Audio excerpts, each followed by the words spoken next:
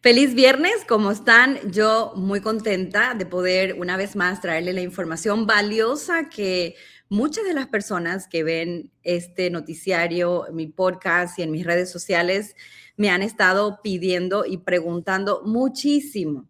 Y es que es este tema de cuáles son las preguntas que están haciendo ahora en las oficinas de USCIS o UCIS cuando los inmigrantes que están solicitando cambiar el estatus a pedir una green card o la residencia permanente. Hace un poco más de un mes, la administración actual y el Departamento de Inmigración ha sacado una información o un memorándum de que ahora van a estar haciendo preguntas extras o preguntas específicas a los inmigrantes que están en proceso de adaptación de su documento. Es decir, que si ustedes tienen una visa, un permiso, se han casado con un ciudadano o ciudadana y están para cambiar su estatus, hay preguntas extras que se le van a hacer. Entonces, aunque los oficiales han dicho que son preguntas básicas, los agentes que están entrevistando a las personas, a las parejas, tienen diferentes maneras de preguntarlo. Y por lo menos en Las Vegas, en Nevada, en California, en Utah y en otros estados, los agentes ya han empezado a hacer estas preguntas. Hoy les quiero hablar completamente de este tema y también vamos a aprender cómo se responden esas preguntas, porque son preguntas que no son tan comunes o tan fáciles que de repente los abogados o abogadas no le dicen a sus clientes que tienen que estudiar o que tienen que memorizarse o que tienen que saber cómo contestar. Y también vamos a hablar de esta situación de que muchas personas o inmigrantes creen que ya no existen visas. Existen todavía muchos tipos de visas que los inmigrantes que viven ya dentro de Estados Unidos pueden solicitar y también los inmigrantes que quieran emigrar hacia Estados Unidos. Vamos a hablar sobre esos temas. Así es que para eso invité obviamente a una experta, una abogada de inmigración con sede en Nueva York y que trabaja muchísimo con los inmigrantes. Ella es Alexandra Cordero, abogada de inmigración. Le doy la bienvenida, abogada, a Noticias con Rosana Romero. Gracias por unirse a nosotros desde la costa este. Muchas gracias, Rosagna, por la invitación. Para mí es un gran privilegio poder conectar contigo, que podamos compartir, hablar sobre este famoso memo de USCIS, algunos aspectos también importantes sobre opciones adicionales que puedan tener personas acá en Estados Unidos con relación a sus carreras y otros temas de interés mientras conversamos. Así que gracias nuevamente. Y quiero contarle a todos ustedes, el público que nos está viendo, que yo vi justamente una información que la abogada estaba dando en redes sociales de su firma. Y me llamó la atención la manera en que estaba explicando cómo son estas preguntas, cómo los agentes lo están haciendo y cuáles serían las maneras de contestar por parte de los inmigrantes. Y aunque la abogada ejerce y trabaja en Nueva York, este es un tema que interesa a todos, porque inmigración es un tema federal, o sea, es un tema a nivel nacional. Las mismas leyes que son en Nueva York, que son aquí en Las Vegas, en Nevada, en California, en Oregon, en Idaho, por todas partes. Entonces, abogada, antes digamos que hace un mes y medio atrás, las preguntas que hacían los agentes en USCIS a los inmigrantes que estaban cambiando su estatus eran pocas, sencillas, y ahora agregan estas preguntas. ¿Cuáles son estas preguntas y cuántas son? Ok, bueno, sí, como bien dices, Rosagna, anteriormente estábamos viendo procesos de ajuste de estatus en donde las entrevistas tenían una estructura un poco más flexible.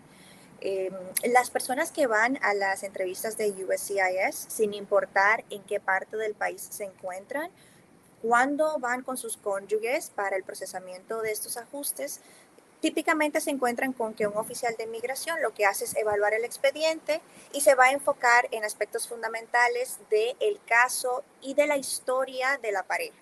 Entonces, esto era lo que nosotros veíamos y podíamos esperar comúnmente antes de este memo. Hace unos meses, la administración ha ido anunciando medida tras iniciativa que hay una estructura un poco cambiante en cuanto a este tipo de procesos.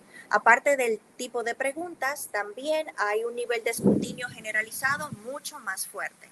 Es decir, hay cierta pausa en cuanto al proceso de la adjudicación o de toma de decisión de estos casos y las preguntas no son una excepción. Hemos estado viendo que las preguntas quieren adentrarse al historial migratorio de la persona que entra a los Estados Unidos, no solamente a partir del momento en que toca suelo en Estados Unidos, sino cuál era la trayectoria de esta persona antes de emigrar. Bien, en ese aspecto, por ejemplo, ¿cuál era la trayectoria del inmigrante antes de llegar a Estados Unidos? ¿Quieren saber su, digamos, si trabajó, si estudió? Me Sí, imagino que principalmente si era criminal, si cometió algún crimen o alguna falta a la ley. Y lo que entiendo también es el proceso, ¿no? ¿Por qué decidió venir a los Estados Unidos antes de sí. iniciar el proceso en su país de origen? Sí, dentro de las preguntas comúnmente podemos encontrarnos ya en la práctica. He tenido clientes personalmente que han ido recientemente a sus entrevistas de ajuste de estatus y el oficial quiere saber por qué tú estás haciendo ajuste de estatus acá en Estados Unidos. ¿Por qué no haces el proceso consular o consular processing, que es el mecanismo en que una persona que reside fuera de los Estados Unidos adquiere pues su residencia, su tarjeta o visa de inmigrante? Entonces, acá con este tipo de pregunta, el oficial está queriendo entender qué cambió en la vida de la persona una vez entró al país y también quiere remontarse a la intención previa antes de entrar a los Estados Unidos. Entonces, estas preguntas que son similares, lo que quieren es establecer la intención del viajero antes de entrar al país. Quiere también entender realmente si esta persona contribuye a la nación, porque parte considerable del memo se enfoca en que el ajuste de estatus está permitido por ley. Sin embargo, lo cierto es que cada agente de USCIS que recibe un caso debe de explorar con bastante detalle todas estas circunstancias de la persona, del inmigrante que está solicitando el beneficio migratorio, y además va a poner un énfasis en esta persona realmente es consistente en su historial, la persona ha cometido fraude en alguna parte del proceso hasta el presente, ha evadido las leyes, o por ejemplo vemos un concepto bastante usual y es el que una persona tenga una visa de turismo, entre a los Estados Unidos con la visa de turismo, conozca a su pareja o ya tenga la pareja acá, y si esta pareja tiene el estatus que le permite a este inmigrante procesar su petición y su ajuste de estatus, se terminan casando acá e introducen su expediente con USCIS. Entonces, para el agente determinar si esta intención preconcebida existía, está haciendo este tipo de preguntas.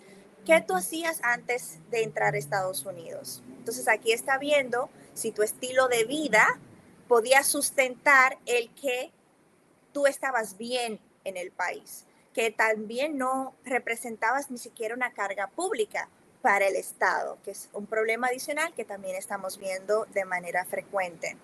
Y también te están preguntando si existe alguna razón por la que tú no puedas hacer el proceso de recibir la visa de inmigrante a nivel consular. O sea, tú no puedes hacer la residencia por la vía de la embajada, tiene que ser necesariamente ajuste de estatus. Y aquí típicamente lo que se espera es que el solicitante o beneficiario pueda exponer junto a su pareja que sus circunstancias de vida han significativamente cambiado, ¿verdad? Hay personas que entran al país y estudian, se forman, trabajan, adquieren propiedades, la relación misma se desarrolla, a veces se amplía la familia con hijos que se integran, se construyen negocios y hay todo un plan de vida que es muy difícil desterrar todo eso y decir, no, me voy al extranjero a recibir mi green card desde fuera del país. Y esto es lo que uno tiene que entonces poder expresar correctamente. Y en cuanto a ese tema, por ejemplo, una de las preguntas es justamente ¿por qué decidiste quedarte a Estados Unidos? ¿Qué es lo que te ata a este país o qué estás contribuyendo a este país? Y pueden ser los puntos que mencionaste. En el tema del memo original, que obviamente después fue un poquito modificado, porque el memo original era bastante drástico lo que decían, ¿no? Que todas las personas que están en proceso de ajuste de estatus de una visa o un permiso de trabajo a recibir o solicitar la residencia tienen que salir del país y mucha gente se asustó. El mismo memo dice, hay excepciones extraordinarias para considerar que esa persona puede quedarse dentro de los Estados Unidos a esperar ese proceso. Entonces, tener hijos en común con su pareja o tener hijos nacidos aquí, tener un negocio, tener un trabajo estable, tener propiedad, son esos puntos, digamos, extraordinarios. Sí, y lo que sucede también es que ha habido una confusión en cuanto a la interpretación del memo. Cuando Sí. el memo salió, que fue publicado en la plataforma de USCIS el 22 de mayo, pues esto estalló en todas las noticias a nivel nacional e internacionalmente. Sin embargo, el memo no cambia los lineamientos legales del proceso de ajuste de estatus. ¿Por qué? Lo que el memo quiere es reforzar el hecho de que una persona que aplique ajuste de estatus no automáticamente es elegible por el concepto de que hay un checklist de ciertos criterios que pueda cumplir, sino que el oficial realmente caso por caso tiene que darse la tarea de manera exhaustiva de poder examinar este conjunto de elementos que forman el historial de este caso individual en particular. Um, Luego entonces el tema de las circunstancias extraordinarias incluyen el hecho de que tú puedes entrar acá con una visa de no inmigrante y luego durante tu estadía tus circunstancias de vida cambian. Y esto lo vemos a diario en miles de casos de personas que no entraron a Estados Unidos con la intención de quedarse, sino que como en la vida, yo siempre digo que el hecho de que tú entres a un país o te movilices o tengas un estatus X o Y no detiene el círculo de la vida. Entonces, a veces tú tienes los planes de venir a pasarte unas vacaciones de 2, 3 semanas, sin embargo, puede que conozcas el amor de tu vida y luego las cosas cambian. Entonces, estas circunstancias extraordinarias dan espacio a este tipo de novedades, ¿ok? Y también Y una las parte pruebas, ¿no? fundamental, Y tienes que tener pruebas. ciertamente, en cuanto a las preguntas, yo tengo una postura, porque me habías preguntado sobre qué número de preguntas son. No hay un número preciso o estandarizado de preguntas. Esto va a variar dependiendo de cada pareja cuando se presenta a su entrevista de ajuste de estatus de cada persona. Se va a medir un número de factores que incluyen el tipo de entrada que tuvo esa persona a los Estados Unidos, el tiempo que ha permanecido acá en el país, qué perfil migratorio posee.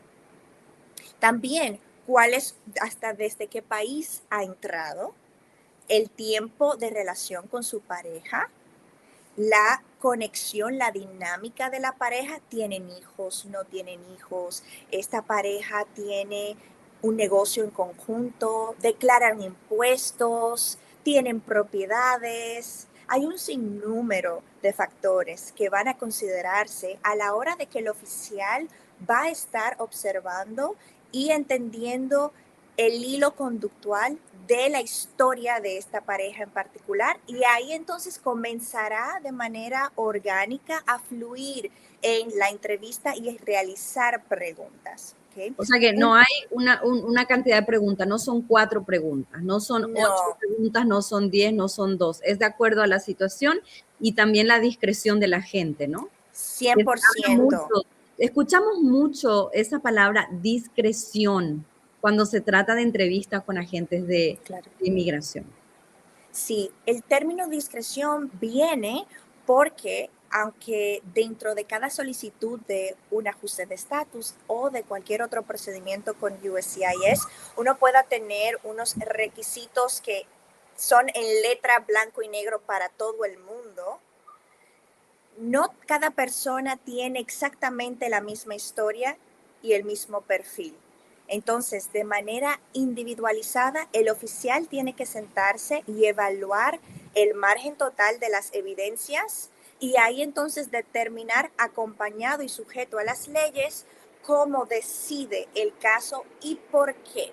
No solamente en base al testimonio, aunque es muy esencial que una pareja vaya 100% lista y saber qué tipo de preguntas de manera anticipada podrían hacerles en su entrevista de ajuste de estatus, pero esto tiene que también estar sustentado de manera sólida con un expediente que no tenga ningún tipo de contradicción. Entonces, esto se ampara con cartas testimoniales de amigos, familiares, colegas, de documentos, de fotos tomados durante la relación, tener un timeline o una discreción de saber una línea de tiempo precisa de la historia de la pareja. Si yo te pregunto, por ejemplo, Rosagna, ¿qué tú hiciste la semana pasada? Y te digo, Rosagna, ¿qué hiciste el miércoles pasado? Puede que tú a ti se te escape algún detallito porque nosotros en el tiempo, en el día a día, nos pasa a todos como seres humanos. Las fechas importantes en la relación, la pareja tiene que saberlas sí o sí. Y si alguno Bueno, de los dos... uno lo sabe porque o lo celebra o es un momento romántico histórico, ¿no? Pero hay personas que hemos visto que han fallado muchas veces en eso, no solamente en los temas de las fechas, sino que en la misma relación, porque ha sucedido, y esto te cuento en confianza, yo sé que la gente que nos está viendo, mis seguidores saben que yo cuento cosas que me pasan y que le pasan a mi gente sin decir nombre y apellido. Una persona hace como 2 semanas fue a su entrevista y estaba casada con una persona ciudadana, pero sus redes sociales mostraban fotos en situación amorosa con otra persona. Eso, como lo que mencionabas, eso no tiene, ¿revisan los agentes las redes sociales? Sí, 100%. Y Okay. una de las recomendaciones actualmente es revisa tus redes sociales por lo menos de 5 años hacia atrás hasta la fecha del presente. Y yo digo, yo tendo a ser un poquito más conservadora, yo digo, escanea redes sociales 10 años y no te detengas en eso, porque lo cierto es que sí, las redes sociales tú quieres mantenerlas públicas porque puede ser una estrategia excelente para argumentar una relación de buena fe. ¿Por qué? Porque hay estampa de fechas, pins de lugares, de ocasiones. Puedes tener también presente en tus imágenes, videos, posts y tags, ¿verdad? Si te taguean con otras personas, puedes tener a familiares, amigos, colegas en eventos importantes. Y también dentro de tus redes tienes followers o tus seguidores. Y bueno, el oficial va a ver los followers. ¿Y quiénes son? Y tú tienes a tu madre, a tu padre, a la hermana de tu pareja, todo ese comportamiento en redes sociales, tu vida pública tiene que reflejar tu vida privada para motivo de poder sustentar la buena fe de la relación. Interesantísimo porque hay personas que hasta ahora no creen que los agentes no tienen tiempo para revisar redes sociales.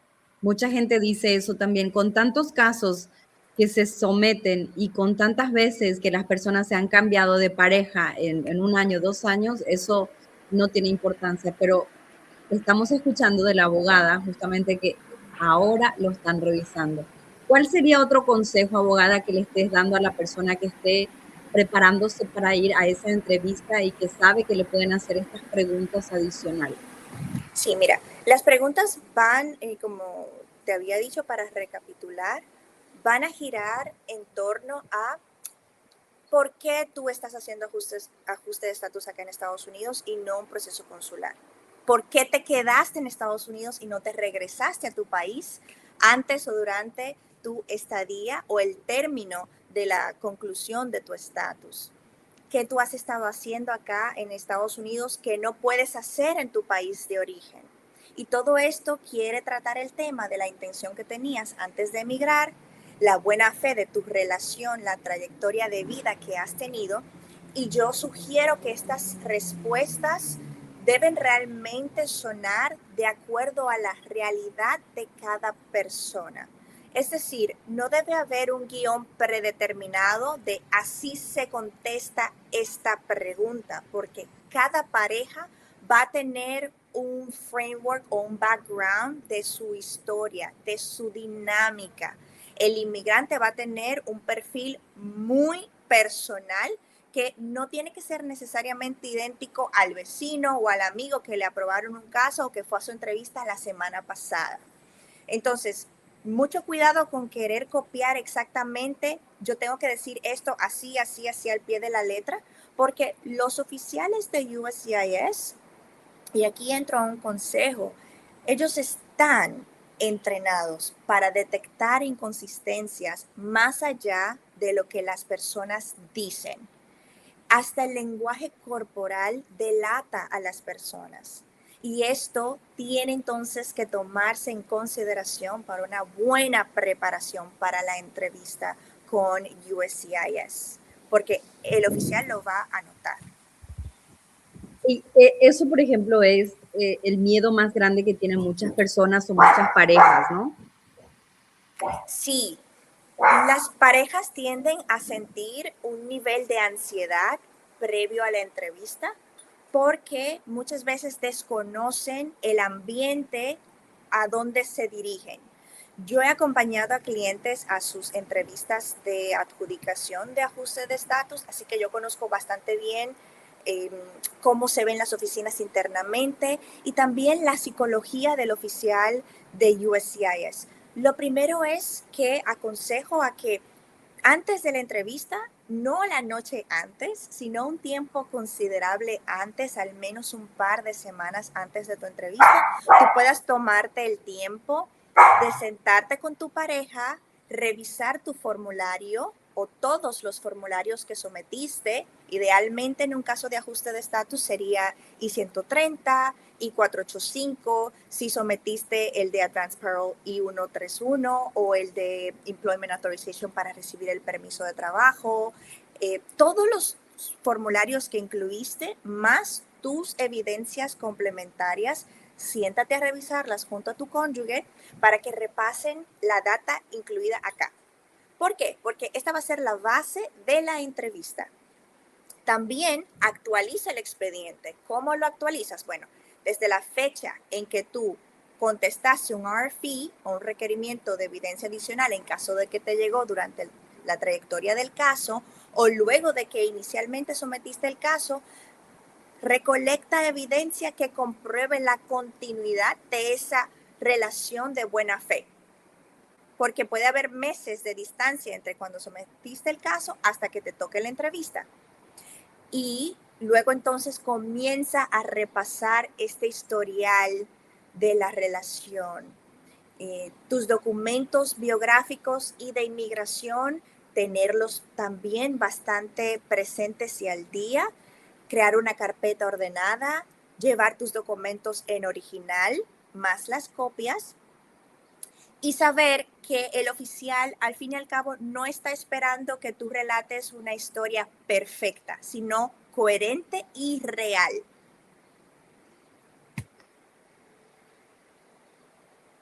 Entonces, lo que yo estoy entendiendo es que al final, si una pareja o una persona conoce bien su historia, está preparada, no tiene por qué tener tanto temor. Es más confiado el que una persona va a salir victorioso de un proceso de ajuste de estatus cuando hay una línea de seguridad, de objetividad y claridad en cada paso hasta la entrevista, basándose en la honestidad, porque el oficial lo que quiere determinar es, ¿esta pareja es real o esto es otro más del montón de los miles y millones de casos de fraude por matrimonio en Estados Unidos? Eso es lo que el oficial quiere filtrar, que la pareja sea real. Y por esto es importante que el que quiera recibir esta aprobación de su ajuste y tener esa green card en la mano, sepa que tiene que hacerlo bien bajo el criterio de lo que es genuino. Entonces es, digamos que generalmente fácil practicarlo, conocer su historia, saber y más que todo hablar bien y entender bien la situación de lo que va a vivir de la mano de su abogado o abogada. Sí, para que así no haya ningún tipo de contratiempo, porque el tema de las inconsistencias o las deficiencias en la actualidad es que estamos viendo que porque las autoridades están más rigurosas y la aplicabilidad de la ley es más estricta, hay un menor margen de error que es posible. No hay tanta flexibilidad. Y a veces una inconsistencia lo que hace es que genera una duda que desencadena una serie de conflictos y turbulencia en un caso y a veces tú recibes un denial cuando realmente debió haber sido aprobado. Bien, abogada, otro punto que quiero tocar con usted antes de despedirnos es las visas, ¿no? Con toda la información que ha salido, con todas las situaciones que se están viendo en las cortes de inmigración y en las cortes judiciales, con el mismo gobierno sacando, anulando, eliminando visas de diferentes tipos a diferentes países y organizaciones que están demandando esa situación, etcétera. Hay muchos inmigrantes que calificaban para una visa que entienden o piensan que ya no existen visas. Y quiero preguntarle, de acuerdo a su experiencia, ¿qué tipos de visas están disponibles todavía, al menos aquí en Estados Unidos? Sí, mira, hay muchas oportunidades para las personas que califican a obtener estatus y visas de diferentes tipos que incluyen las visas de empleo y las visas de negocios. Esto es un factor de migración que en la mayoría tiende a ser un poquito más especializado porque es más complejo. Y, sin embargo, hay un número bastante diverso de visas que les abren puertas a inmigrantes capacitados en distintas áreas que incluyen el área o campo de la ciencia, las artes, educación, el atletismo o deportes, los negocios, las áreas técnicas como el área de tecnología, ingeniería, arquitectura y también otros enfoques vocacionales. Y hay un número bastante grande y diverso de visas de empleo que actualmente están 100% disponibles, porque lo que sí se necesita saber es si tú calificas dependiendo de cuál es tu perfil migratorio, profesional o vocacional, también tu país de nacionalidad y si dentro del marco de estas visas tú debes requerir o no un patrocinador. Hay un mito muy famoso allá afuera y es que para todas las visas de empleo uno tiene que recibir el auspicio de una empresa estadounidense. Sin embargo, esta no es la realidad. Hay oportunidades para ciertas personas, incluso aún sin títulos universitarios, pero con una trayectoria que pueda, bajo estos méritos, darle esta oportunidad de estar acá en Estados Unidos y hasta en algún momento facilitársele la obtención de una residencia. ¿Cómo un inmigrante que está interesado en esta situación que usted está mencionando puede encontrar la visa que califica para su experiencia laboral, para su profesión y para su tipo de, digamos, situación en este país? ¿Dónde y cómo se encuentran esas visas? Mira, lo primero es que para entender a qué tipo de visa alguien califica es necesario hacerle una consulta.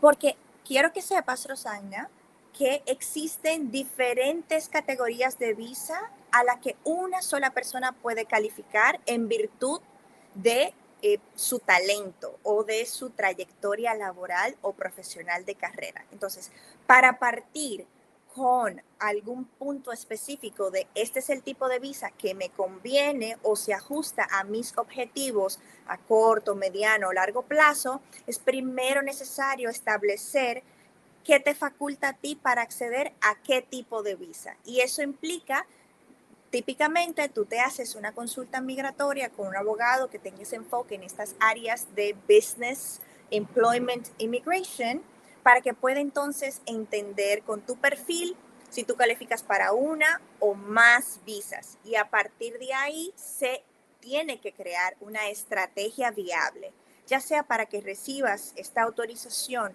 dentro de Estados Unidos o que lo hagas en la embajada en tu país de residencia o tu país de nacionalidad. Primero, punto de partida es establecer a qué puedes calificar basado en una consulta.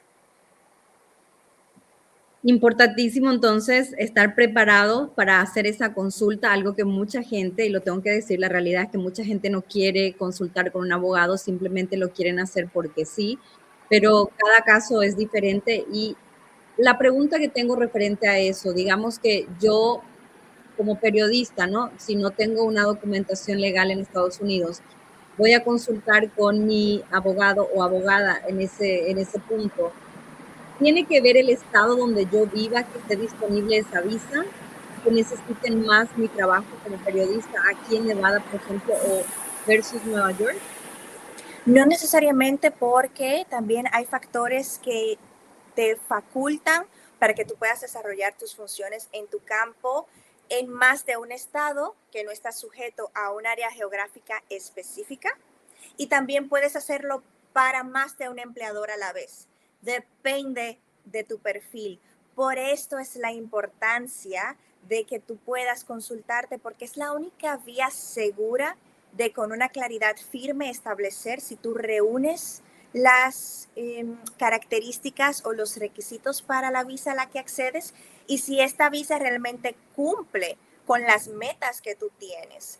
Si una persona no quiere, para ponerte un ejemplo, si una persona no quiere vivir a largo plazo a los Estados Unidos, yo no le voy a ofrecer a ese cliente que no haga una visa de no inmigrante de 2 años y que hagámosle una residencia, porque evidentemente el resultado de un proceso de petición de visa de trabajo con el framework de la residencia es que esté aquí de manera indefinida y se quede permanentemente. Entonces, depende del perfil, y por eso es fundamental que alguien se pueda asincerar de cuáles son estos complementos que le hacen merecedor de algún tipo de visa en específico, y así poder sobre la marcha hacer el proceso apropiado que le corresponde. Perfecto. Estoy muy agradecida contigo, Alexandra, porque yo al menos he aprendido muchos puntos importantes que no tenía bien claro, y espero que toda la gente que nos estén viendo también. Gracias por estar aquí, darnos luz a todas esas preocupaciones que muchas personas están expresando y se están estresando sobre estas nuevas preguntas que hacen los agentes de inmigración, y también saber que de acuerdo a nuestra capacidad y experiencia laboral existen visas que podamos solicitar aún estando dentro o fuera de Estados Unidos. Muchas gracias, abogada.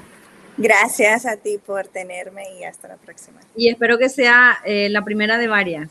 Claro que sí, estoy más que feliz de hacerlo de nuevo. Muchísimas gracias a la abogada Alexandra Cordero. Ella es abogada de inmigración que ejerce en la costa este de Nueva York, pero como dije al inicio de este programa, aunque ella viva en la costa este y nosotros estemos en la costa oeste, los asuntos de inmigración son temas federales y se pueden ejercer en cualquier punto de este país. Gracias a ustedes por estar ahí. Gracias también a los que me pidieron que haga una entrevista así con una abogada sobre las preguntas.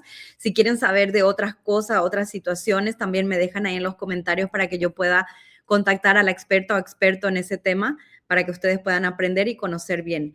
Que tengan un lindo fin de semana. Por favor, denle like, me gusta, suscríbase, y nos vemos el lunes aquí en Noticias con Rosana Romero.